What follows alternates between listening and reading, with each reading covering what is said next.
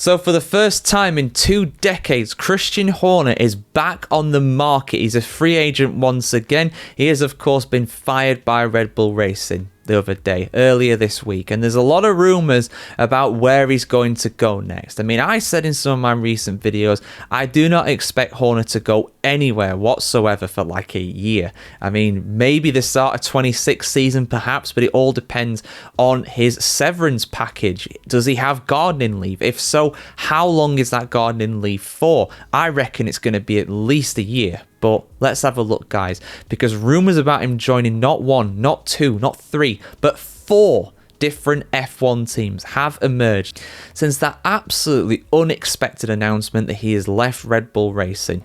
Full story is on the F1chronicle.com as always, guys. Let's have a look at all these rumours. Just as Christian Horner's 20-year adventure at Red Bull comes to an end, a new one could just be around the corner.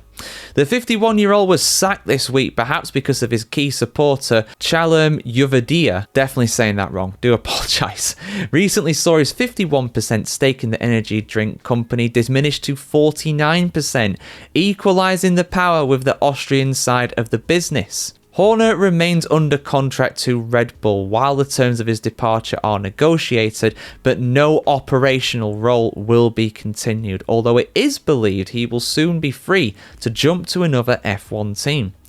Already he is linked with Ferrari, Alpine, Aston Martin and Cadillac. We'll definitely see this man back in the paddock, said former Red Bull driver Robert Dornbos on NOS.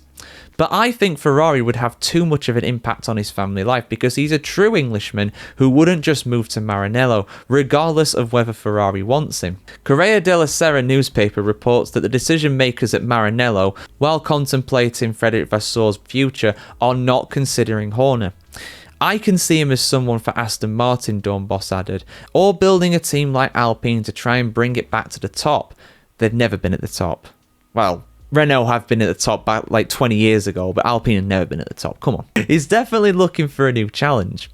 Auto Build claims that Horner's longtime friend Flavio Briatore, yes, those two are good friends. I know, I never saw that coming either. Totally shocking. They're so different. It's open to snapping the Briton up.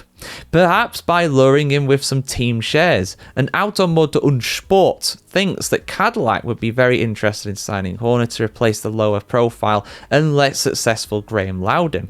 With all due respect to Loudon, he brings Marussia as a reference. Horner brings Red Bull, correspondent Michael Schmidt said.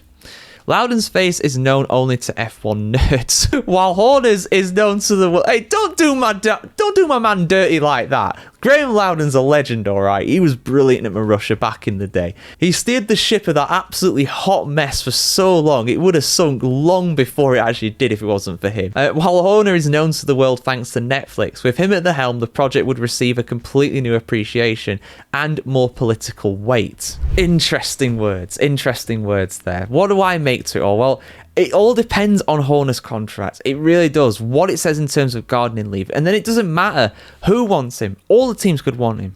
But it doesn't matter.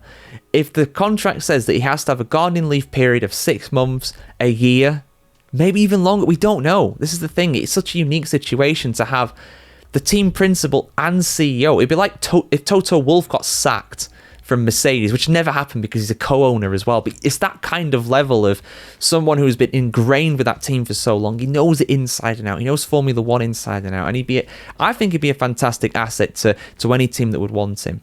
So let's have a look at those 4 teams then. Let's start with Ferrari, because that's the one that came out first. Oh, he's going to go to Ferrari to replace Fred Vasseur.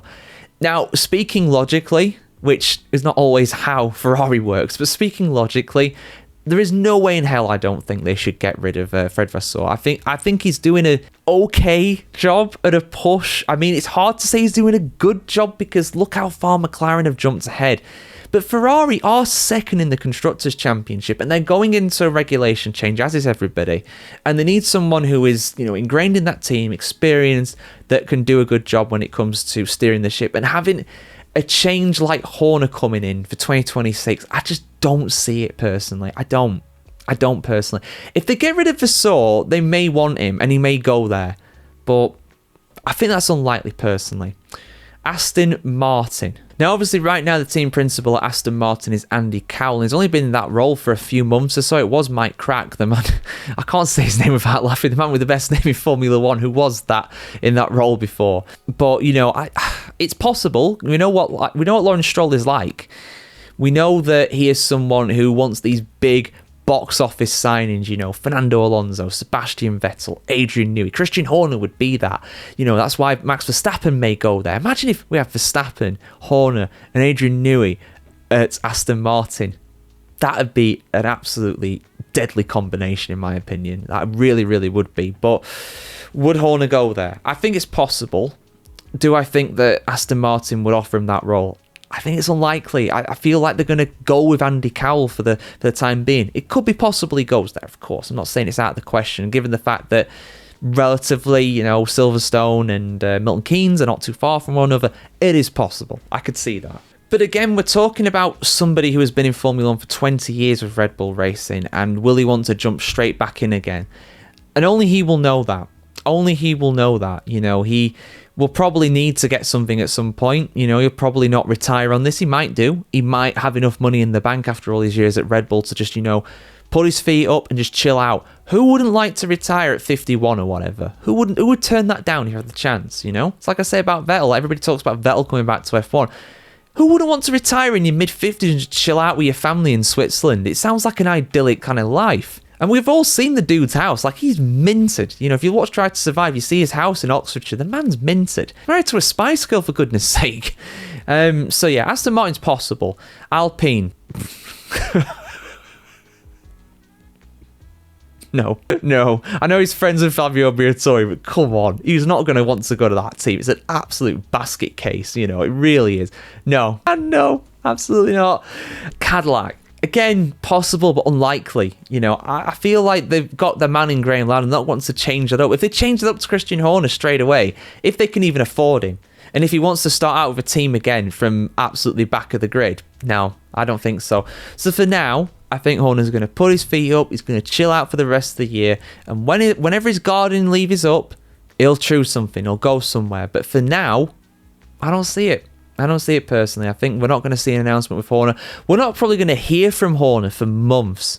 He might come out in like the summer break, maybe, but probably like end of season, if at all.